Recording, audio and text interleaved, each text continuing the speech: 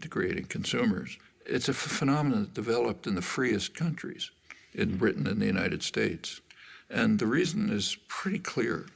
It became clear by, say, a century ago that it was not going to be so easy to control the population by force.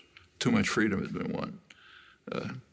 Labor organizing, parliamentary labor parties in many countries, women starting to get the franchise and so on. So you had to have other means of controlling people. And it was understood and expressed that you have to control them by control of beliefs and attitudes. Well, one of the best ways to control people in terms of attitudes is what the great political economist Thorstein Veblen called fabricating consumers.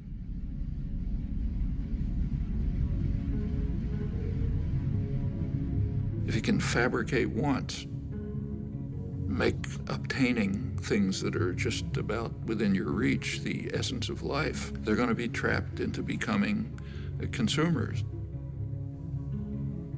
You read the business press, say, 1920s, it talks about the need to direct people to the superficial things of life, like fashionable consumption, and that'll keep them out of our hair.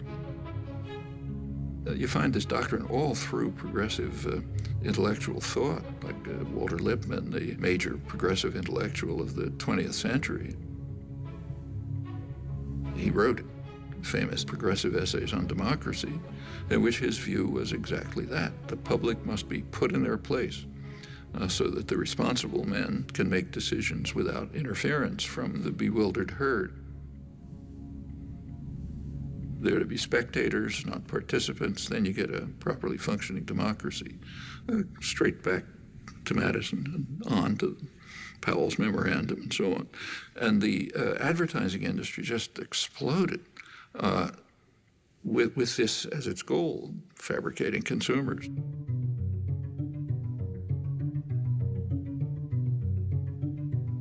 And it's done with great sophistication. You don't see many wild stallions anymore. He's one of the last of a wild and very singular breed. Come to Marlboro country. The ideal is what you actually see today, where, let's say, teenage girls, if they have a free Saturday afternoon, will go walking in the shopping mall, not to the library or somewhere else. The idea is to try to control everyone, to turn the whole society into the perfect system. Perfect system would be a society based on a dyad, a pair. The pair is you and your television set, or maybe now you and the internet, in which that presents you with what the proper life would be, what kind of gadgets you should have. And you spend your time and effort gaining those things which you don't need and you don't want, and maybe you'll throw them away. But that's the measure of a decent life. What we see is in, say, advertising on television. If you've ever taken an economics course, you know that markets are supposed to be based on informed consumers making rational choices.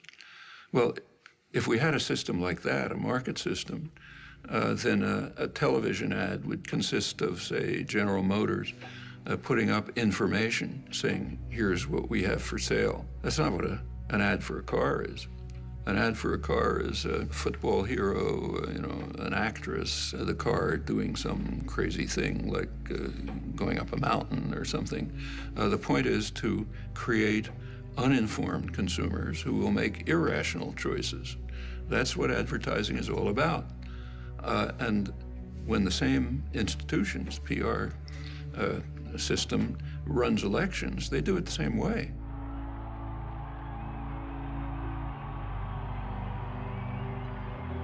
They want to create an uninformed electorate which will make irrational choices, often against their own interests. And we see it every time one of these extravaganzas take place.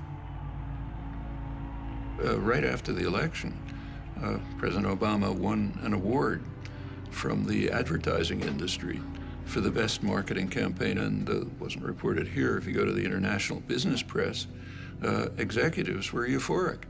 They said, we've been selling candidates, marketing candidates like, toothpaste ever since Reagan.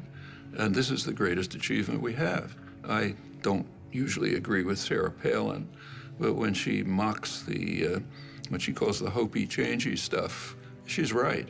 First of all, Obama didn't really promise anything. That's mostly illusion.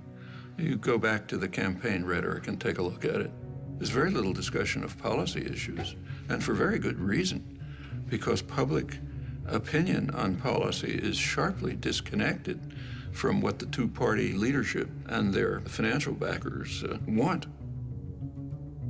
Policy, more and more, is focused on the private interests that fund the campaigns, with the public being marginalized.